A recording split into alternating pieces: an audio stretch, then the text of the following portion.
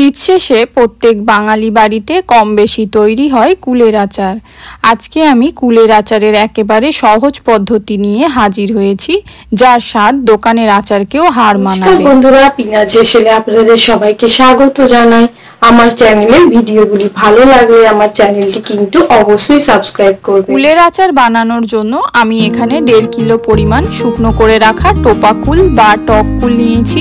কুলটা আমি ভালোভাবে জল দিয়ে ধুয়ে নিয়েছি আর প্রত্যেকটা কুলের বোটাগুলো ছাড়িয়ে নিয়েছি। এখন একটা প্রেসার কুকারের মধ্যে আমি দিয়ে দিচ্ছি 1 গ্লাস পরিমাণ জল। এখন এই জলের মধ্যে আমি কুলগুলো দিয়ে দেব। আপনারা চাইলে প্রেসার কুকারের বদলে হাঁড়িতেও কুলটা ভাপিয়ে নিতে পারেন। কুল অ্যাড করা হয়ে গেলে তার মধ্যে পরিমাণ মতো হলুদ ও নুন দিয়ে ভালোভাবে মিক্স করে নেব। ভালোভাবে মিক্স করা হয়ে গেলে প্রেসার কুকারের ঢাকনা লাগিয়ে গ্যাসের চুলোয় বসিয়ে দেব। এখন আমি হাই ফ্লেমে 2টো সিটি হওয়া পর্যন্ত অপেক্ষা করব। যতক্ষণে কুল সিদ্ধ হচ্ছে ততক্ষণে আমি আচারের জন্য মশলা তৈরি করে নেব।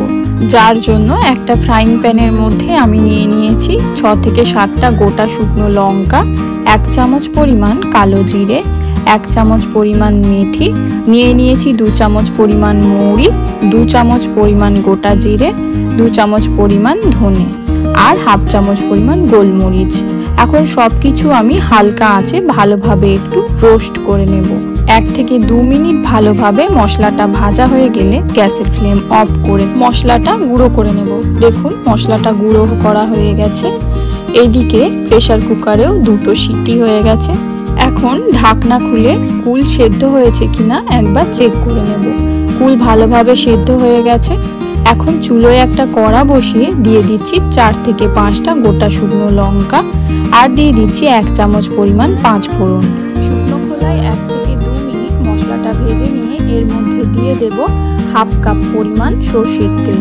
তারপর তেলের মধ্যে কয়েক সেকেন্ড নাড়াচাড়া করে এর মধ্যে সিদ্ধ করে রাখা কুলটা অ্যাড করে দেব। কুলটা অ্যাড করা হয়ে গেলে কুলটা কিন্তু এই তেলের মধ্যে 4 থেকে 5 মিনিট ভালোভাবে কষিয়ে নেব। আচারে ঝালের জন্য আমি এই পর্যায়ে অল্প একটু লঙ্কা গুঁড়ো অ্যাড করে দিলাম। লঙ্কা গুঁড়ো অ্যাড করে লঙ্কা গুঁড়োটাও ভালোভাবে আমি কুলের সঙ্গে একেবারে মিক্স করে নিচ্ছি। দেখুন পুরোপুরি শুকনো শুকনো হয়ে গেছে কুলটা। এখন এর মধ্যে আমি দিয়ে দিচ্ছি 700 গ্রাম পরিমাণ আখের গুড়।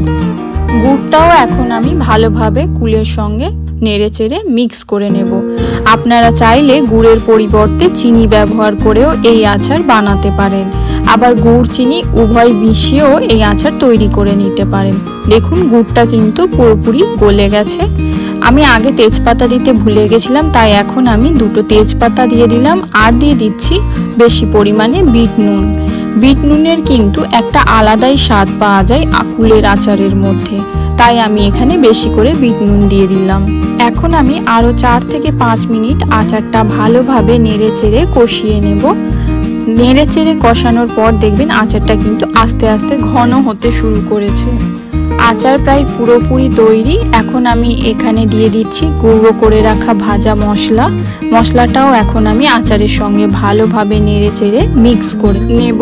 আর সবশেষে দিয়ে দিচ্ছি 2 চামচ পরিমাণ ভিনেগার। ভিনেগার দেওয়ার ফলে আচারটা কিন্তু অনেক দিন পর্যন্ত ভালো থাকবে। আচারটা এখন 1 থেকে 2 মিনিট আরও নেড়েচেড়ে চুলোর আঁচে জাল করে নেব।